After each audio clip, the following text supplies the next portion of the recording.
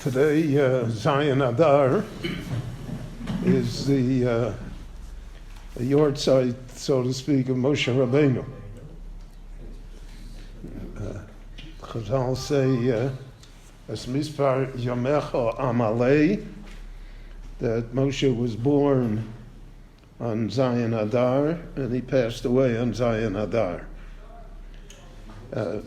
Some of the Forshim have commented on the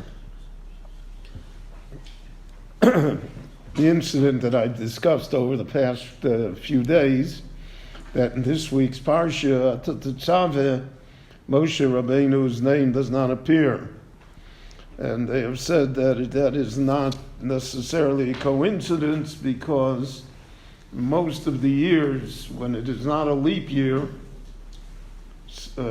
most of the years, the Parsha of Tetzava is the Parsha of the week of Zion Adar, when Moshe passed away, and therefore his name doesn't, it's a remez to the fact that his name does not appear. But Moshe Rabbeinu is really the great enigma of the Jewish history, of the Jewish people. Lokom b'Yisrael k'Moshe od, noviu mabit et tmunaso. There never was such a person like Moshe. The Torah itself testifies to that. And Kaviyachol, God himself in the Torah says, Lo chen avdi Moshe. Moshe is my slave, my servant. B'chol beisi namonhu. I give over to him everything in my house. He can be trusted everywhere. And so Moshe was the one that ascended Sinai. Moshe kibel Torah miSinai. Moshe took the Torah from Sinai and he gave it over to the Jewish people. There's an idea here from Rabbi Samson Raphael Hirsch, I think I once mentioned it to you, that regarding the relationship of Torah Shebiksav and Torah Shebal Peh. Moshe wrote the Torah Shebiksav. The Gemara discusses who wrote the last psukim of Torah Shebiksav when it describes Moshe died. So there are different opinions. As some say Yoshua wrote it, some say that Moshe himself wrote it, but he wrote it b'dema, in tears. But in any event, Moshe wrote Torah Shebiksav. Moshe also brought down from Sinai Torah Shebal Peh, which is the basis of our interpretation of Torah Shebiksav. And in fact, all of traditional Jewish life is built upon Torah Shebal Peh. We have Torah Shebal Peh incorporated in the Mishnah and in the Talmud and in the development of the commentaries thereafter. So Rabbi Hirsch says, what is the connection, what's the relationship between Torah Shebiksav and Torah Shebal Peh? So we usually think that Torah Shebiksav is naturally the ikar, the main thing, and Torah Shebal Peh is the elucidation of it. It's the expansion of it. It's the explanation. But he has a very original and radical idea. Hirsch was really a very different person. In our time, we have, I don't know how to put it, we froomed up Hirsch. So we made him mainstream, but he was not mainstream. He was very original. So he said that the example that he gave is that a student goes to hear a lecture in the university from a great professor. And the lecture is taking place, it takes 2 hours or whatever, and the student makes notes of what the lecturer said. And he has the notes. Now, a third person comes and looks at the notes of the student. He will not be able to really understand what happened because he didn't hear the lecture. The notes only make sense if you know the lecture. So he says that the main lecture on Sinai that Moshe brought down was Torah Shebaal Peh. That's the lecture. That's what he heard. That's why we say there are things that are halacha l'Moshe Sinai. It's not even written in the notes. The notes don't say what color tefillin should be.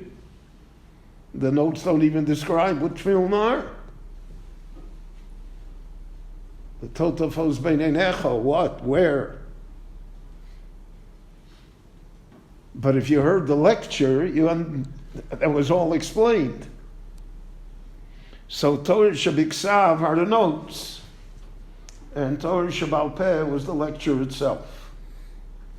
And therefore, that's why Moshe gathered everyone to hear, because he's telling them the lecture. Torah Shabiksav we have, so we have the notes. But the notes without the lecture really don't do it. And we see that throughout Jewish history. That people who, so to speak, are the Bible doesn't always explain itself. In the Torah, many times it says a person is chayiv misa. Chazal came along and said, no, that's mammon. Money. How did they go on? It says, most humus, and he says, misos mammon. The answer is, if you heard the lecture, you understood that it was mammon, and to emphasize the point, how serious it was, even though it's mammon, so the student wrote misa, etc., etc. That's a radical departure as to how to understand Torah Shabiksav and Torah Shebaal Peh.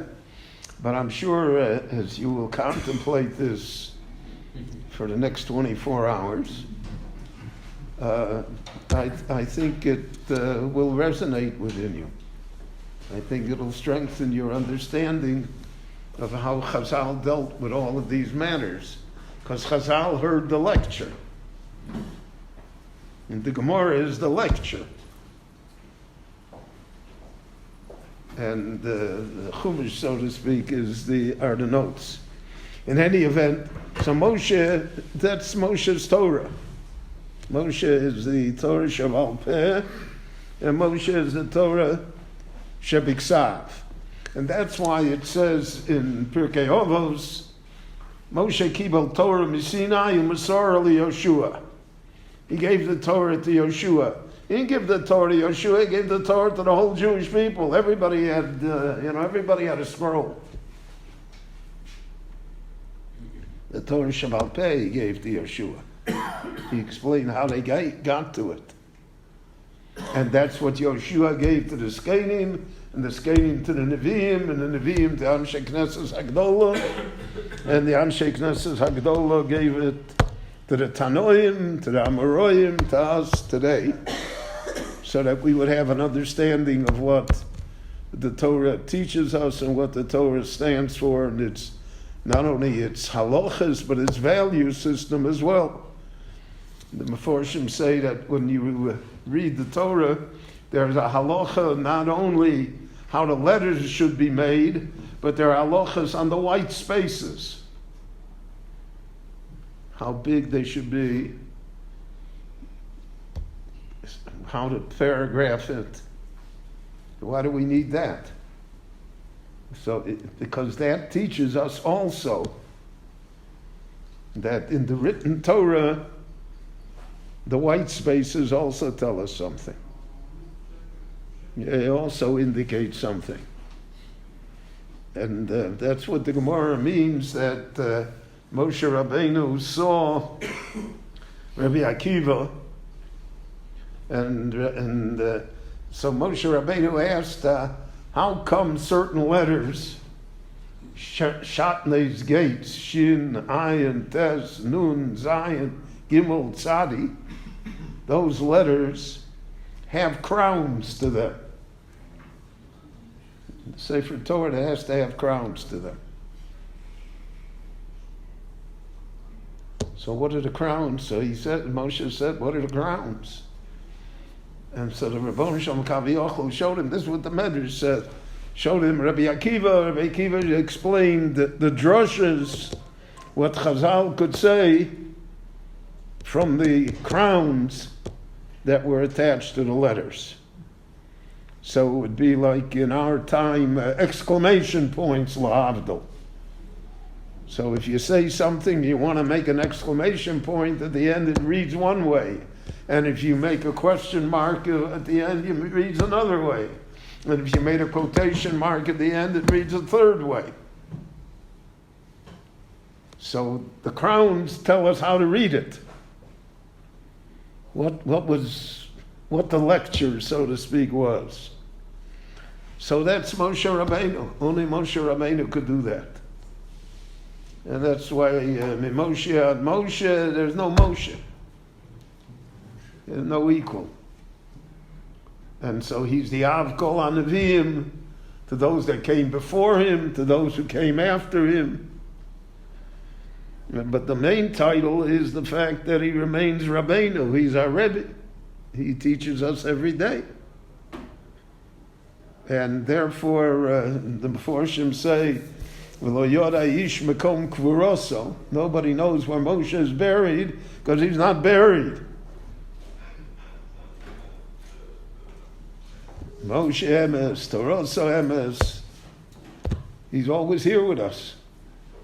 He's always the inspirational teacher that forms our lives, and really probably the greatest figure in human civilization as far as influence and as far as teachings are concerned.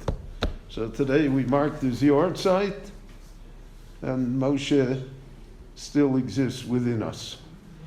Rabbi Chananya ben Akash Omer Rotza Kadosh Baruch Hu L'Zakos Yisrael L'Plichach Hirbo Lahem Torah Mitzvot Shenemar Adonai Chafetz L'man Tzidko Yagdil Torah V'Yadir.